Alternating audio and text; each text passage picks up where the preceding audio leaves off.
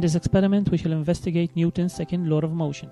For part 1, we investigate the relationship between force and acceleration. For this experiment, we require an air pump, which is connected to an air track. We use one glider with one card and 2 timers. There is also the need of a set of weights to be used to increase the force pulling the glider. There is a light gate and a timer 1, and a second light gate connected to another timer 2.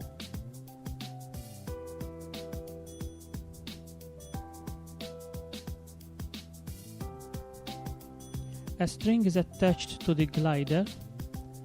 It passes over a pulley, and then at the other end there is a carrier attached to it, so that the carrier, when weights are added, will pull the glider.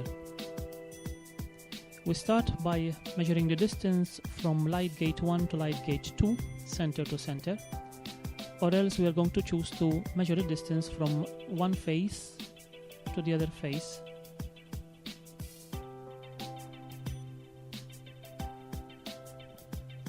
In this case, the distance measured is 59 centimeters.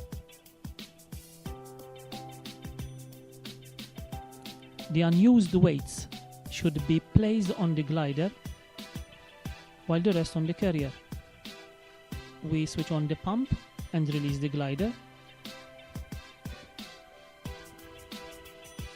It is important to prepare to catch the glider, otherwise it will rebound and will disturb the time.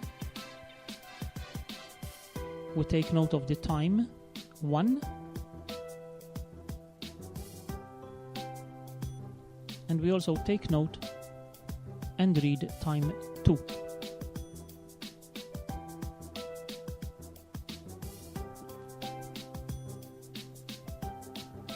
We repeat the experiment by removing some weights from the glider and put them on the carrier. The weights on the carrier represent the force with which it pulls the glider along the track. Any unused weights should go back on the glider. It is very important that the set of masses used for this experiment should be moving either on the glider or on the carrier.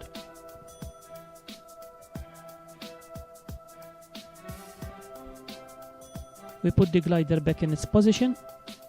We reset time 1 and time 2.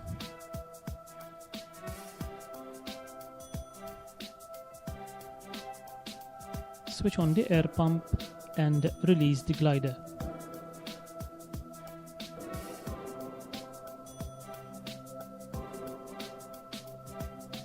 Prepare to catch the glider and prevent it from rebound.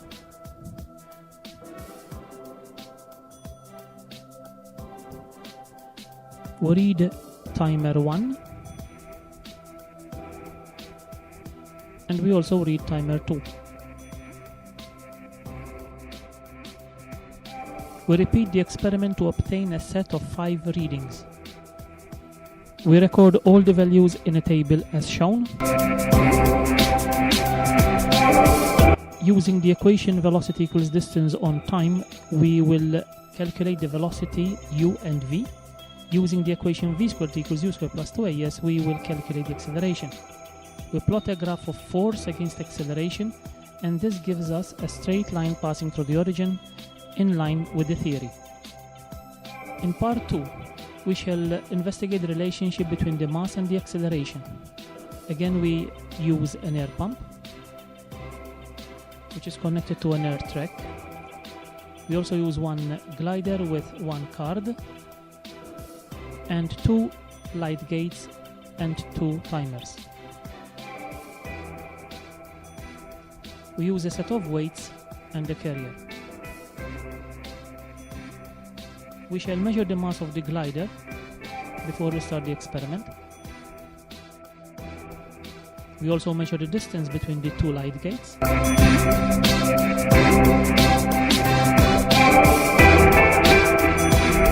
We again use a measuring tape. The distance is still set to 59 centimeters.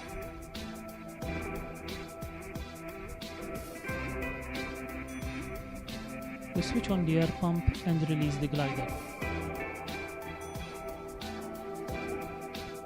We also prepare to catch the glider so that it will not rebound and disrupt the time. We read and record time 1, and we also read and record time 2.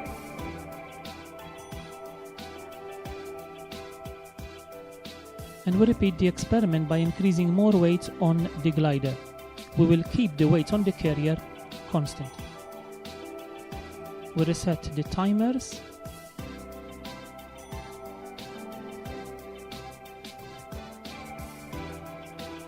We leave the weights on the carrier to be the same as before.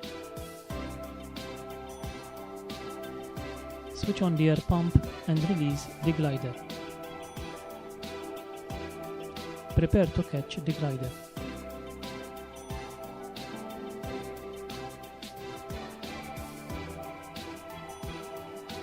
We read and record time 1.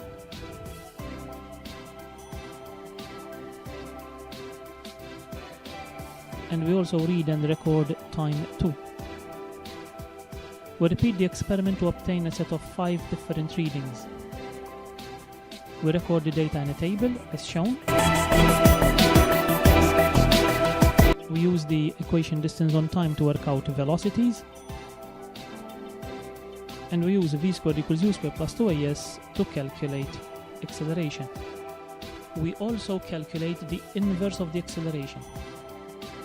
We plot a graph of mass against 1 on a, inverse of acceleration, and it gives us a straight line.